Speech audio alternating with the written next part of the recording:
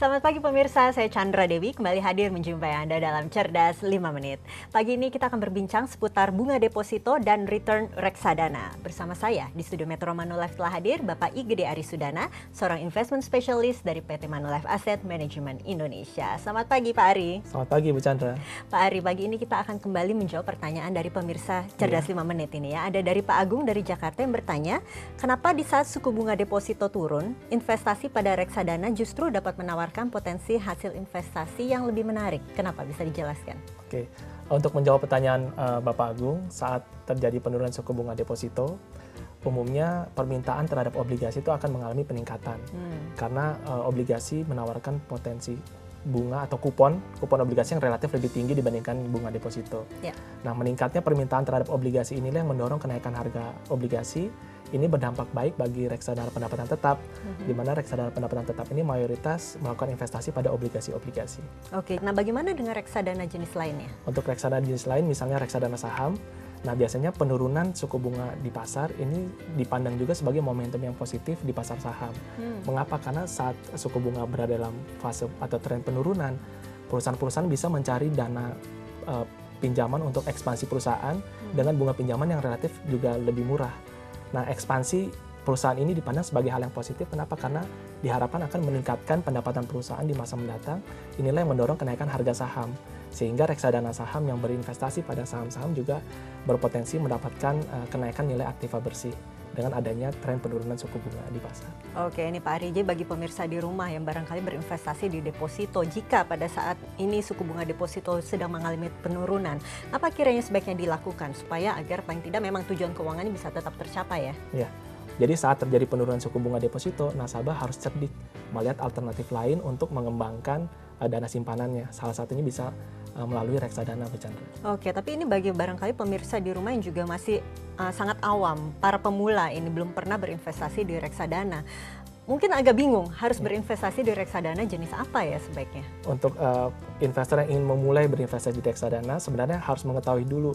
Yang pertama adalah tujuan berinvestasi, jangka waktu investasi, dan profil risiko dari investor tersebut. Misalkan nasabah yang punya tujuan jangka pendek, mengutamakan likuiditas yang tinggi dan menghindari risiko, berarti reksadana yang sesuai untuk nasabah tersebut adalah reksadana kategori pasar uang. Ya. Namun misalkan nasabah punya tujuan investasi jangka panjang, misalnya untuk pensiun, kemudian nasabah punya profil risiko yang agresif maksudnya dia berani menerima potensi fluktuasi nilai modal untuk mendapatkan potensi return yang lebih tinggi lagi. Nasabah tersebut cocok untuk reksadana campuran saham atau bisa juga ke reksadana saham. Oke, tapi apakah barangkali saya masih belum mengetahui bagaimana sih profil risiko kita sendiri, itu bagaimana kita bisa mengetahui? Itu nanti akan dibantu pada saat pengisian formulir-formulir, atau ada semacam kuesioner atau tanya jawab yang akan dipandu oleh rekan-rekan dari tim marketing. Oke, supaya mempelajari betul-betul apa profil resiko kita jika dijawab dengan betul. Jujur ya. Harus sesuai soalnya. Harus sesuai. Nah, jika kita sudah memiliki reksadana, tentunya bagi para pemula, apakah memang harus dipantau terus? Terutama jika kita juga melihat ini suku bunga deposito sedang turun, apakah kemudian reksadana kita juga harus terus dipantau atau bagaimana? Sebenarnya dipantau secara berkala saja, misalnya setiap bulan atau 3 bulan, tidak perlu tiap hari. Karena reksadana ini kan sifatnya lebih pasif, dikelola oleh manajer investasi. Jadi terutama saat suku bunga mengalami penurunan, biasanya investasi di reksadana akan cenderung memberikan potensi yang relatif lebih baik. Tapi yang lebih penting lagi adalah bukan saja investasi saat suku bunga mengalami penurunan, tapi investasi ini dilakukan secara disiplin dan teratur.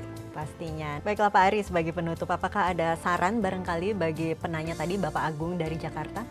Untuk Pak Agung dan pemirsa lain, investasi pada reksadana saat suku bunga deposito mengalami penurunan berpotensi untuk memberikan kinerja investasi yang relatif lebih baik.